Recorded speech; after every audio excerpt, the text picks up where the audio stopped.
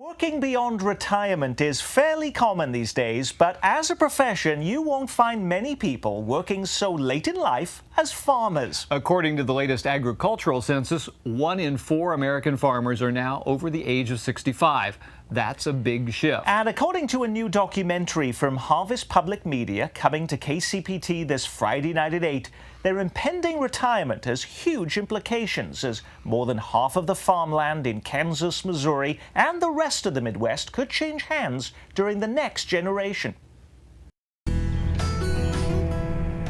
The fastest growing group of farmers in the U.S. is farmers over 65 years old. If you ask an older farmer when they plan to retire, they're likely to tell you maybe later. Farmers are farmers. That's like retiring from who you are. But older farmers also know they have something other people want, their land. When I look overhead, I see a lot of vultures circling and descending on me.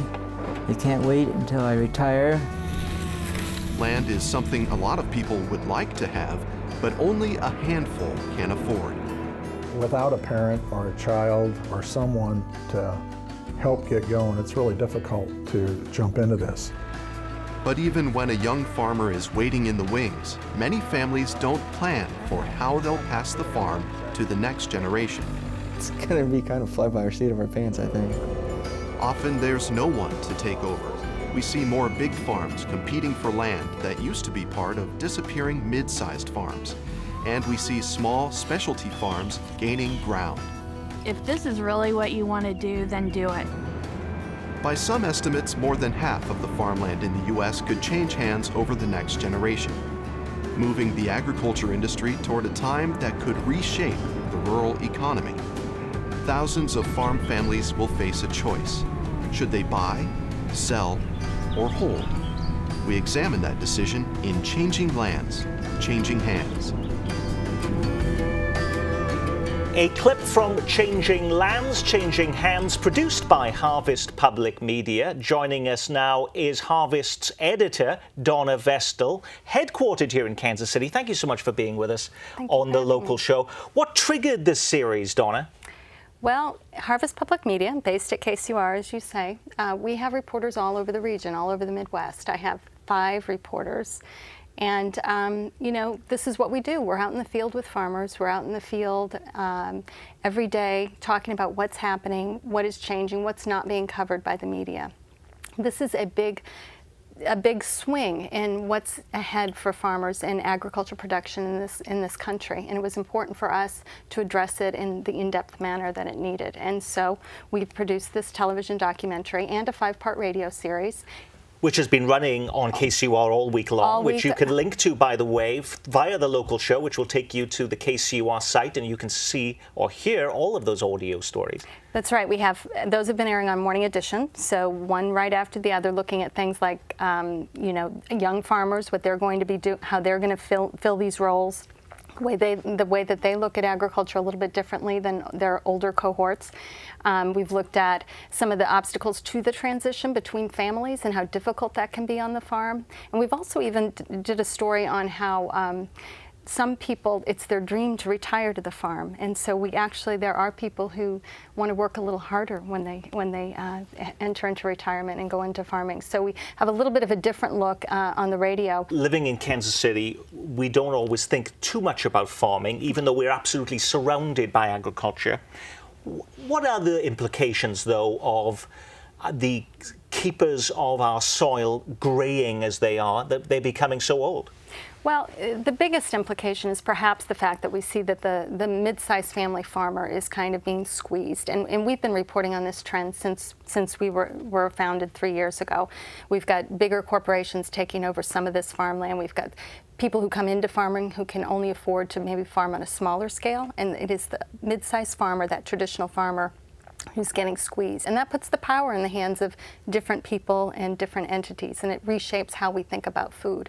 Now, you said that maybe people in Kansas City don't think about agriculture, and I would argue that here in the Midwest, what I found is that it's around us, and we appreciate the business of it, and we understand the economic impact here because we see it in the land around us when we drive a little ways, and also that many of us have our roots on the farm. We may not still live on the farm, we may still not even have our parents on the farm, but some of us trace that back a few generations.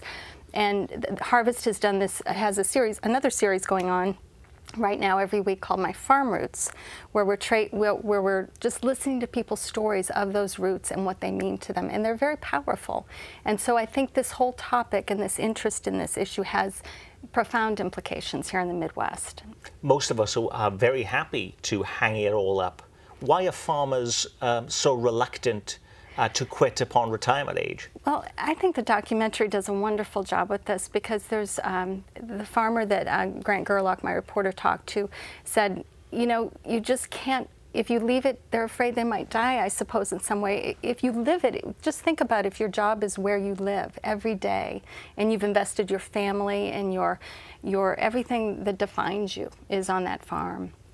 And I just think it's very hard to walk away. And once you walk away, you know you're acknowledging that's over, and that's not what you can do anymore.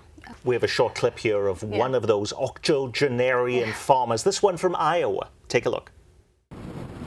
Bob Hawthorne farms 2,000 acres of corn and soybeans in the Luss Hills of western Iowa. He's been doing it 60 years, and at the age of 84, he has no plans to slow down. It runs in the family. His father, Fred Hawthorne, stayed active on the farm into his 90s and lived to be 98, so Bob feels like he's still got plenty of time left to work. I'd be bored not having anything to do. Now, I've also noticed that farmers, when they retire, buy a house in town, move into town, they die of a heart attack about the next year. It seems like farmers have to keep going active, or they just fade away. Bob Hawthorne does wonder what will happen to his family's farm. He knows one thing: after 4 generations, the Hawthorne family farm ends here. He has no children of his own. He never married. What will happen? It's a big question, and not one he seems ready to answer. Not just yet. And when I look overhead, I see a lot of vultures circling and descending on me. They can't wait until I retire, I die, or become physically or mentally incompetent to run the farm, so they get their greedy hands on my farmland. Every farm wants to grab more land because it's not big enough. I never heard of any farm that wants to sell some land because it's got too much.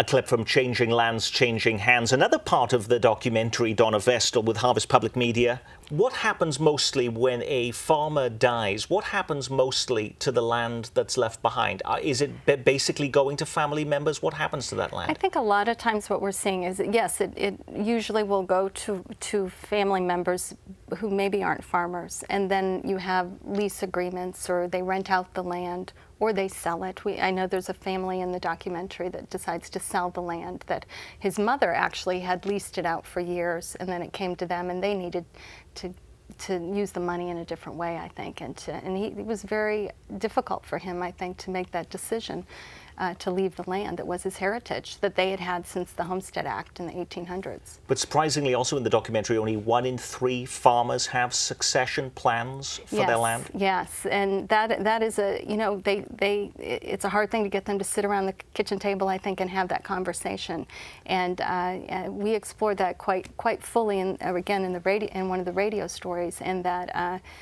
For many farmers, this is, again, it defines them. It's what they do, and they don't think about what's next necessarily. So those succession plans are critical, but they're very difficult to have those kind of conversations, as it is for all of us. I mean, it's probably similar to us not having the people who don't have wills or haven't planned for what happens to anybody. It's the kind of conversations many people don't like to have.